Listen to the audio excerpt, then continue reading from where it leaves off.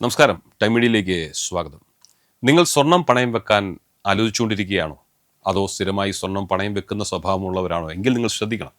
സ്വർണ്ണ പണയ വിപണിയിൽ വലിയ മാറ്റങ്ങളുമായി RBIയുടെ പുതിയ ഉത്തരവ് 2026 ഏപ്രിൽ 1 മുതൽ പ്രാബല്യത്തിൽ വന്നിരിക്കുകയാണ്. പണയം വെക്കുമ്പോൾ ലഭിക്കുന്ന തുക മുതൽ സ്വർണം തിരിച്ചെടുക്കുമ്പോഴുള്ള നിബന്ധനകളിൽ വരെ വിപ്ലവകരമായ മാറ്റങ്ങളാണ് ഇപ്പോൾ വന്നിരിക്കുന്നത്. സാധാരണക്കാർക്കും ചെറുകിട വായ്പക്കാർക്കും വലിയ ഗുണകരമാകുന്ന ഈ മാറ്റങ്ങൾ എന്തൊക്കെയാണെന്ന് ഇന്നത്തെ വീഡിയോയിൽ നമുക്ക് വിശദമായി നോക്കാം. ഏറ്റവും വലിയ മാറ്റം വായ്പാ തുകയിലാണ്. മുൻപ് സ്വർണ്ണവിലയുടെ 75% മാത്രമാണ് വായ്പയായി ലഭിച്ചിരുന്നത് എങ്കിൽ ഇപ്പോൾ പുതിയ നിയമപ്രകാരം വായ്പ തുകയുടെ അടിസ്ഥാനത്തിൽ അതിനെ തരംതിരിച്ചിട്ടുണ്ട്. 2.5 ലക്ഷം രൂപ വരെയുള്ള ചെറുകിട വായ്പകൾക്ക് സ്വർണ്ണവിലയുടെ 85% വരെ നിങ്ങൾക്ക് വായ്പയായി ലഭിക്കും. അതായത് 1 ലക്ഷം രൂപയുടെ സ്വർണത്തിന് മുൻപ് 75,000 രൂപ ലഭിച്ചിരുന്നിടത്ത് ഇനി 85,000 രൂപ വരെ നിങ്ങൾക്ക് ലഭിക്കാം. 2.5 ലക്ഷം മുതൽ 5 ലക്ഷം വരെ ഉള്ള പണയത്തിന് 80% വരെ തുക നിങ്ങൾക്ക് ലഭിക്കും. 5 ലക്ഷത്തിന് മുകളിലുള്ള വായ്പകൾക്ക് 75% എന്ന പഴയ പരിധി വീണ്ടും തുടരുകയാണ്.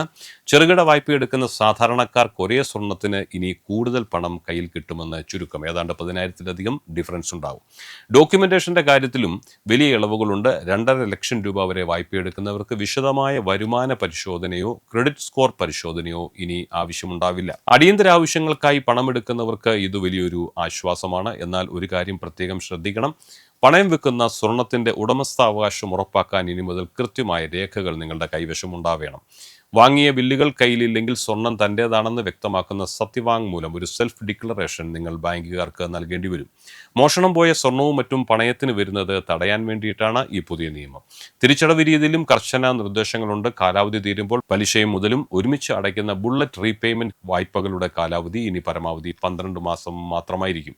മുൻപ് പലിശ മാത്രം അടച്ചു വായ്പകൾ അനന്തമായി പുതുക്കാൻ സാധിച്ചിരുന്നു. എന്നാൽ ഇനി മുതൽ പലിശയും മുതലും പൂർണ്ണമായും അടച്ചു തീർത്താൽ മാത്രമേ വായ്പ പുതുക്കി നൽകൂ. കടക്കണി ഒഴിവാക്കാൻ ഇടപാടുകാരെ സാമ്പത്തിക അച്ചടക്കത്തിലേക്ക് കൊണ്ടുവരികയാണ് RBI ഇതുമൂലം ലക്ഷ്യമിടുന്നത്. ഈ പുതിയ നിയമത്തിലെ ഏറ്റവും പ്രധാനപ്പെട്ട ഒരു ഉപഭോക്തൃ സംരക്ഷണ നിയമമാണിത്. നിങ്ങൾ വായ്പ പൂർണ്ണമായും അടച്ചു തീർത്താൽ 7 പ്രവൃത്തി ദിവസത്തിനകം ബാങ്ക് നിങ്ങളുടെ സ്വർണം തിരികെ നൽകണം.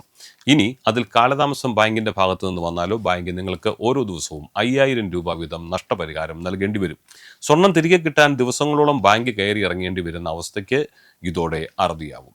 കൂടാതെ സ്വർണത്തിനൊപ്പം ഇനി വെള്ളിയും പണയമായി നിങ്ങൾക്ക് വയ്ക്കാം. അത് ബാങ്കുകാർ സ്വീകരിക്കും. 10 കിലോ വരെയുള്ള വെള്ളി ആഭരണങ്ങളോ 500 ഗ്രാം വെള്ളി നാണയങ്ങളോ പണയം വെച്ച് നിങ്ങൾക്ക് ഇനി മുതൽ വായ്പയെടുക്കാം. വായ്പ തിരിച്ചടച്ചില്ലെങ്കിൽ നടത്തുന്ന ലേലങ്ങളും ഇനി കൂടുതൽ സുതാര്യമാവുകയാണ്. ലേലത്തിന് മുമ്പ് പത്രപരസ്യം നൽകണമെന്നും വിപണി വിലയുടെ 90% കുറഞ്ഞ തുകയ്ക്ക് സ്വർണം ലേലം ചെയ്യാൻ പാടില്ലെന്നും RBI നിർദ്ദേശിച്ചിട്ടുണ്ട്. ലേലത്തിന് ശേഷം അധികം വരുന്ന തുക 7 ദിവസത്തിനകം ഇടപാടുകാരന് തിരികെ നൽകിയിരിക്കണം. ചുരുക്കത്തിൽ ഇടപാടുകാർക്ക് കൂടുതൽ അധികാരവും സുരക്ഷിതത്വവും നൽകുന്നതാണ് ഈ പുതിയ മാറ്റങ്ങൾ.